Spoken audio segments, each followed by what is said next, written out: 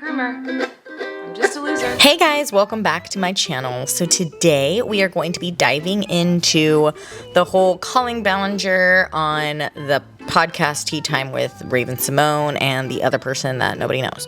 So a lot of the people are appalled at some of the things that she was not taking accountability for, and yet the podcasters, specifically Raven, had nothing good to say back to Colleen. This was the public platform in which you can come out, clear your name, take responsibility, take accountability for what you've done in the past, and just move on, right?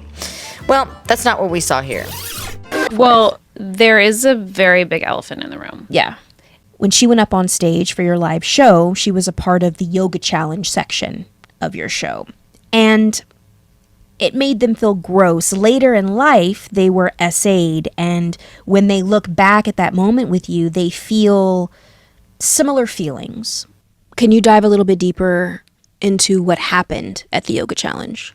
It was a challenge on YouTube for a while for people to try out different yoga poses. Like couples would do it together, because if you're not, since I'm a YouTuber on my live show, sometimes I would do challenges from YouTube. So I did that challenge, and I'd have people come up on stage and we would try out different yoga poses that popped up on the screen. And obviously we could never do them, and I would be, flailing about as Miranda. And there was one pose where there are two people and both legs are spread open, you're holding each other's legs.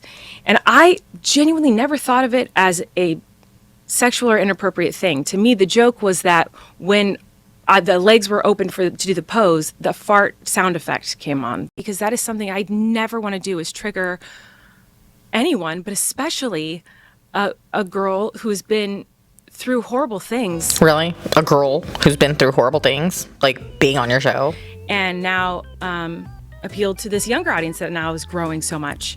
And my solution to that was I will still do these more crass innuendo type jokes, and it'll go over the kids' heads, and then the parents will have something to laugh at, and the adults will have something to laugh at that are in the audience.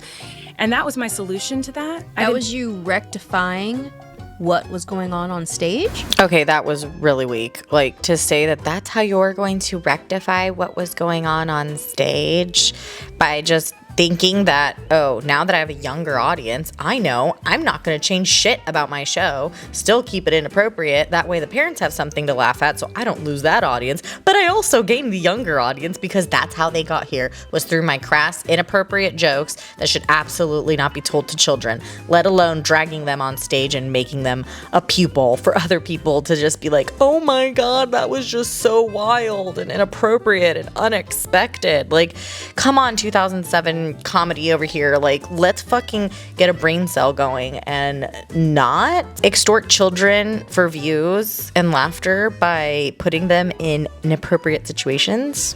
Yes. Okay. Yeah, I thought, well, everyone knows that I'm a safe person and I don't mean anything negative by this. I was like, well, everyone knows this is in jest, and so it's fine for me to do this, because the crass jokes will go over the kids' heads, and the adults will laugh at it, and that is how it seemed to me.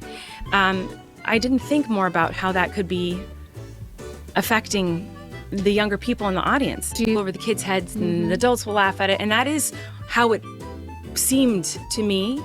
I didn't think more about how that could be affecting the younger people in the audience. Okay, two things stood out to me there. One, how are you a 30-year-old laughing at a fart joke? Like, okay, let's be real. Like, you did not only think that that was the nature of the joke, that you open your legs and a fart comes out. That is absolutely ridiculous to stand on that leg, and I think that she should have absolutely been called out on that.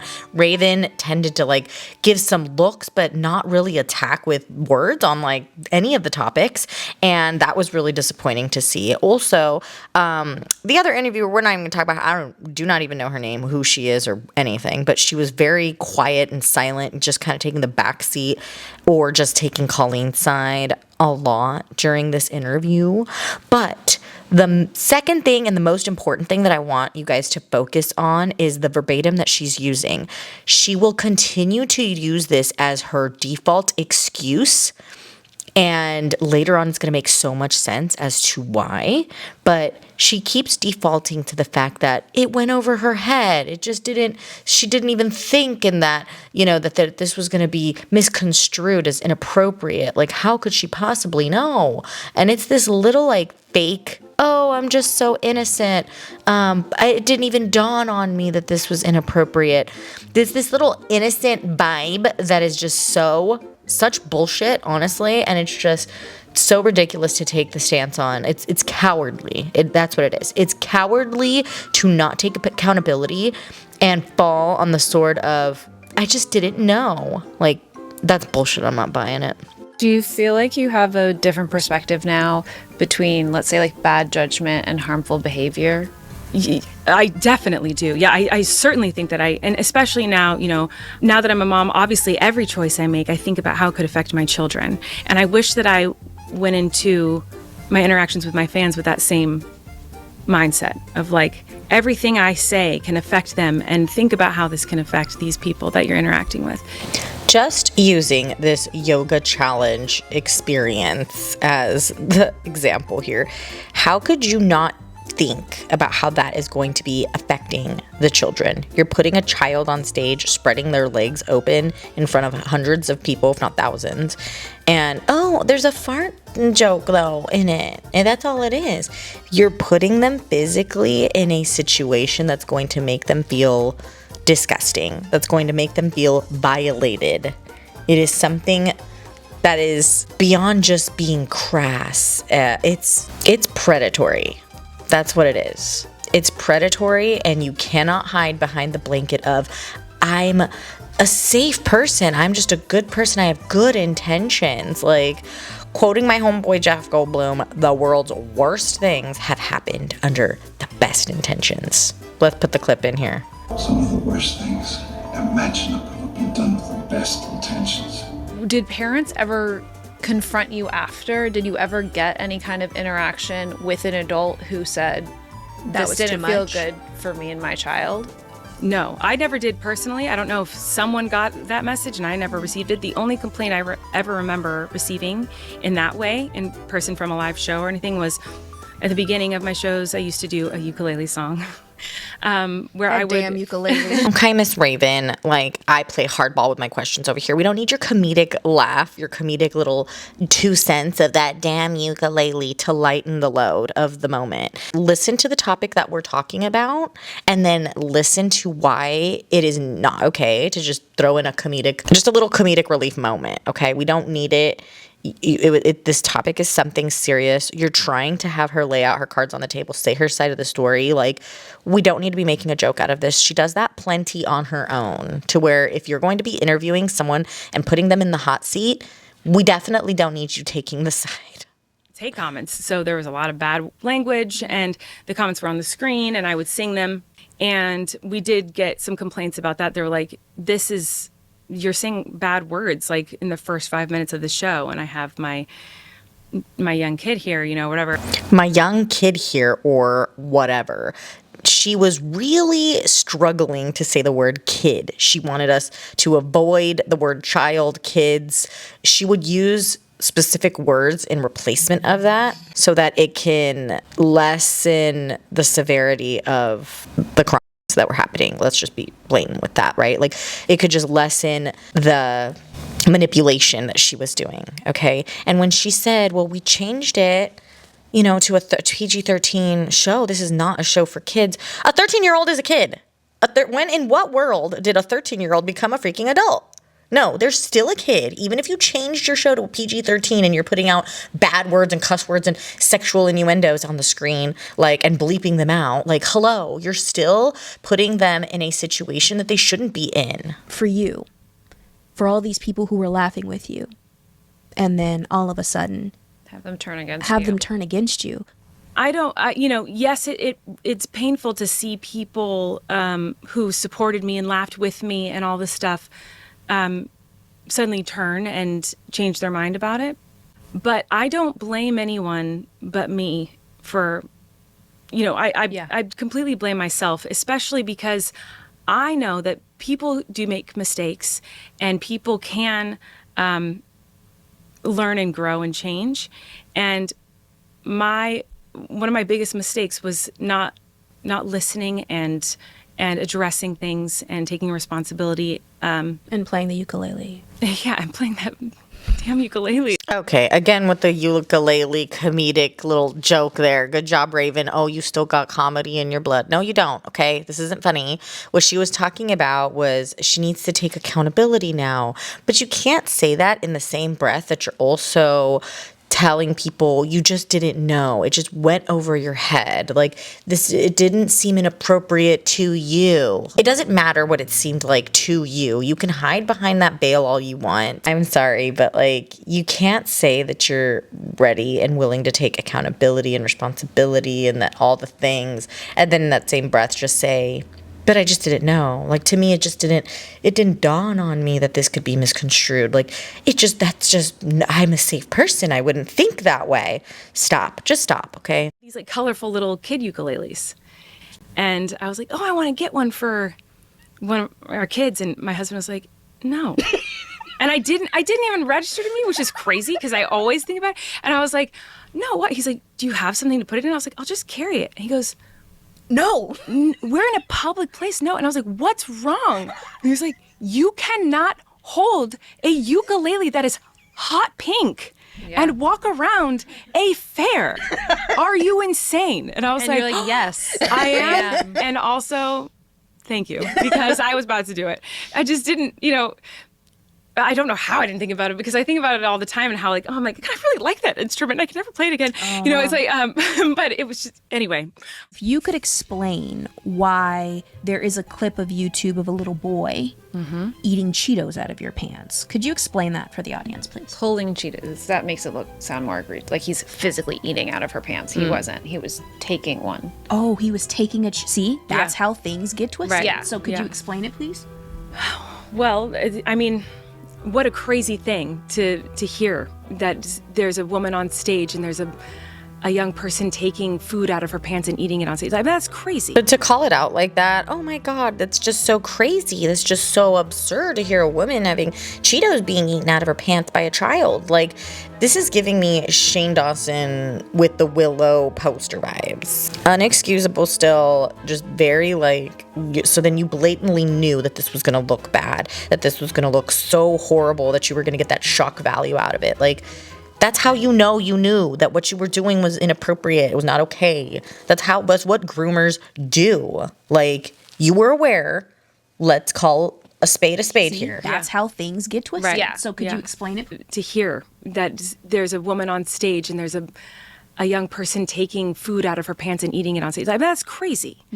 A lot of the joke with Miranda was that I would say and do things that were inappropriate or had some sort of sexual innuendo to them or something like that. And it went over the character's head. Like Miranda was not aware that she was saying something that could be taken the wrong way. That was a lot of the jokes that I did as the character. And so in that particular part of the show that I did, it was probably 8 to 10 years ago that I used to do that bit. Miranda was teaching the audience how to sneak food into the movie theater. And so I stuffed a big bag of cheese balls in my pants. Now, I was wearing layers of clothing because throughout the show, I put more clothes on over my clothes on stage. When I transitioned from me into Miranda, I, in front of everyone, put on more clothes. So I'm wearing lots of layers of clothing, and then there's the cheese balls in a bag and in my pants. And so initially, I would bring up an adult, and I'd start eating the snack as we're, quote unquote, watching this movie. And then I'd say, do you want a snack? And then they would take a cheese ball from the top of the bag and eat it. It was supposed to be like, she doesn't realize how inappropriate this looks. And then, there's a clip, like you said, of when a younger person came on stage. Here we go again, using the word younger person. Okay, like, let's call what a younger person actually is, which is a child or a kid. You built an entire character around the fact that she was so oblivious to the situation being inappropriate that it would go right over her head, but yet she would do these sexual things, these things that were inappropriate with children. So basically you, the same exact thing. Your alter ego, Miranda, is Colleen Ballinger. Like, it's the exact same situation. You're always constantly falling back on that, that excuse that it just would go right over your head, just like it did Miranda's. Maybe that's why you built an entire character around that, because that is who you are. You do inappropriate things with children for the shock value, and it just goes right over your head. Like, no, you're very intentional with what you were doing. You were very intentional in creating that as the entire personality of the character. So therefore, you should take complete responsibility for the consequences, the natural consequences of putting yourself in that situation. And did that with me. And the audience is laughing and you could see my reaction, like, this is a weird situation that I'm in here. Shortly after, I'd say within a year of doing that joke, I cut it because I was like, I think this within a year of doing that joke, you what? Cut it. I stopped doing it. Okay. Because it was, my fans a lot of them were younger at this point. So I was like, obviously this joke is not, I'm not going to do this anymore. It's not working. It's not appropriate. You have admitted to sending lingerie to an underage fan.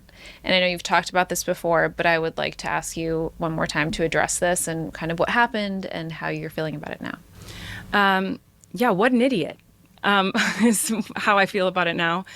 I think it was like 10 years ago, something like that. I was doing a live stream, and I always loved giving away gifts to my fans online. So I would send them like a bobby pin of Miranda's or a lipstick of Miranda, an old shirt, Usually it was to encourage them to donate to a charity event that I would do every year.